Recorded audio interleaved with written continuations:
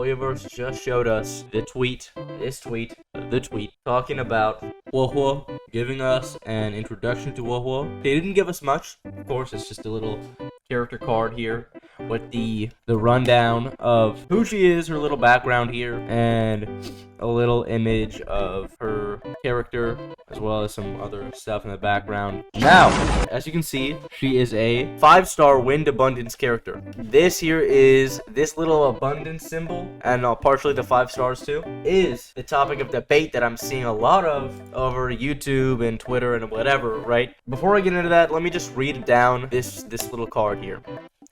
Extraterrestrial satellite communication. HUO HUO. I can use this banner to dispel demons, but it also comes in handy when signaling my surrender. A pitiable and helpless Foxian girl who is also a Ten Lords Commission judge in training, who fears ghosts but must catch them. Due to having a heliobus named Tail sealed in her tail by the judges of the Ten Lords Commission, she became a cursed one who attracts inhuman beings, so basically, ghosts flock to her. She fears demons and heliobi, but contrarily is tasked with their capture and entrusted with the heavy task of eradicating vile spirits. Though she believes herself lacking in ability, she is unable to muster the courage to resign and continues onward despite walking in a valley of her own fear. And of course now at the bottom you see English voice, Courtney Lynn and Adam Michael Gold. Now, 2 voice actors? Well, that's, in my judgment, I assume is because it's probably not that hard to draw this conclusion, but two voice actors, right? One for HUO HUO, which I assume Courtney Lynn, and then one for the other, for the tail, or maybe this thing. This might be part of her moveset, her skill set, honestly. I think this probably is part of her kit, and probably not the voice. This probably has a voice though, this little fire back here, which is her tail, right? Now, just reading this, I instantaneously know the personality of her character. It's very, very predictable, if you will. So, like, okay, well, we have pitiable and helpless girl. They give us that. She looks small. I'm just not a big fan, right? You know, she looks pretty adorable. I'll give her that, right? As far as the character design goes, you know, pretty self-explanatory. I mean, I like the green color palette going on here. She is holding up a white flag like she's surrendering. Now, I've heard a lot of people speculating what she's going to do, mainly because she's a character of the abundance. If you look here at abundance, each of these characters has their own little like niche that can be filled. In my opinion, I don't see anywhere that another abundance character can easily slip in there, right? Unless they do what they've been doing and kind of add in some extra little things, right, to them that kind of blend these classes together. So, for example, add a little bit of harmony to it, right? But here, if you look at Locha, right, Locha removes 1 buff from all enemies, right? That's kind of a nihility type thing. Locha can remove a buff from the enemy team, right? Now that is an element of nihility, okay? And of course, Natasha is a character that's mainly abundant. She's like the epitome of abundance. She just heals people, right? She heals. You know, and that's pretty much Natasha. She's a healing character, right? She's the epitome of abundance. She says abundance as abundance gets, which is heals, right? But when you look at someone like Locha, who adds a little extra flair, right, to it, which kind of combines the classes into multiple, right? Or more like blends them into one. And it's kind of I've heard a lot of players saying that it really is like watering down what abundance is, and we could benefit from making those moves and turning them into a harmony character instead, right? Instead of an abundance character that also has harmony elements or also has nihility elements.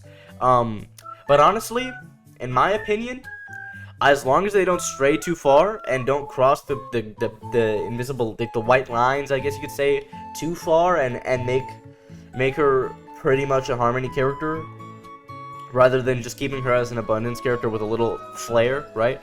I think it's fine. I don't think because there's only so many characters you can make that just heal. You know what I mean?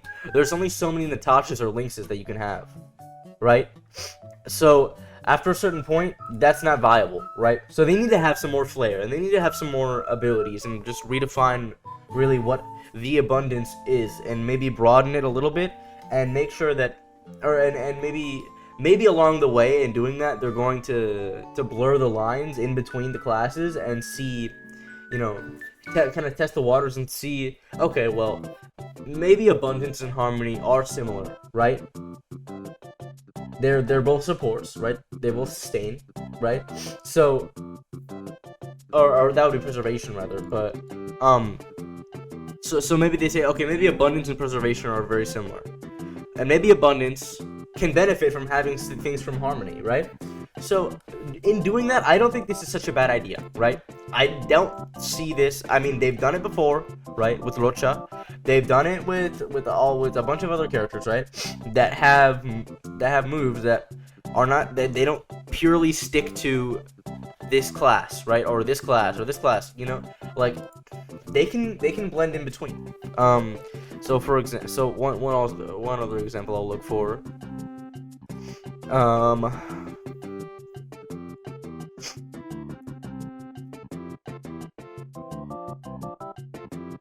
So in Bailu's kit, for her talent, when an ally receives a killing blow, they will not be knocked down, right? That's in Bailu's kit, right? So you could say that's in abundance, but that's Gepard also has that ability, right? So is Gepard now an abundance character, or is Bailu now a preservation character? I wouldn't say so. Personally, I mean, me personally would say that this is fine, right? But more on the energy regen side, if her kit includes energy regen in her ultimate or in her skill or whatever, I think that's amazing, because we only have Tingyun for that. Now, energy regen can really come in clutch, especially if you don't have energy regen relics, right? So if HUO HUO is able to regen energy for her allies, that would be huge, because then you wouldn't have to have Tingyun in every single team. And of course, Tingyun has way more capabilities than just energy regen. She's got the attack boost, crit boost, and all these amazing things, right? Because Tingyun is one of the best units in the game. But it would be nice if I could diversify a little bit, and just having that alone, the energy regen might make me want to pull for HUO HUO. I'll be honest. I think I'm gonna be looking forward to this character. I know people are saying, oh, we have too many abundance characters, this and that. Honestly, I don't know. I think she's gonna be great. We'll have to see, and it is what it is. I'm excited for HUO HUO. I think she's probably at the end of it all, to wrap it up, 5-star solo sustain abundance character with energy regen capabilities. That's my prediction. So I'm excited for HUO HUO. In 1.5, we're gonna have to wait through 1.4 first. But in 1.5, this might be great. She might be a good character. She might not be. We'll see. After some more stuff gets leaked and shown about her. But you know, that is what it is. Yeah, that's HUO HUO.